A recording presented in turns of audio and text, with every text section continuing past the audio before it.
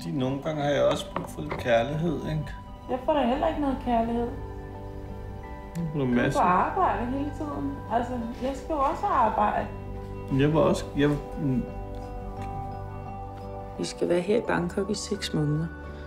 Yang, han skal lave sin næste film, og jeg har sagt ja til at filme processen. Det er nyt, at vi er sammen med ham, når han filmer. Sidst, da han lavede Drive, der blev jeg hjemme i Danmark med børnene. Og det straks over 10 måneder. Og det var bare for hårdt at være væk fra hinanden. Jeg er nervøs om hele den der Ryan Goslings historie kommer til at fungere med hende der pigen der. Det forstår jeg godt. Hvorfor forstår du det?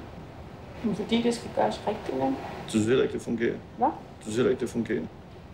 Nej, det siger jeg ikke. Violence is like sex.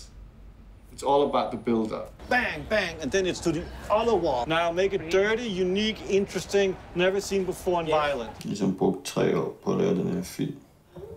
Og så ved jeg ikke rigtigt, hvad den egentlig handler om. Jeg må jo ikke vise angst, tvivl eller nervøsitet. Yes, det er færdigt. Det er ikke godt nok. Kan du ikke fatte det, når jeg siger det til dig, at jeg ikke synes, det er godt nok? Men jeg, det er jo ikke verdens undergang, der regner. Det er jo bare en film. Præcis. Den her film handler om dig og ikke om mig. Nej, det handler om os.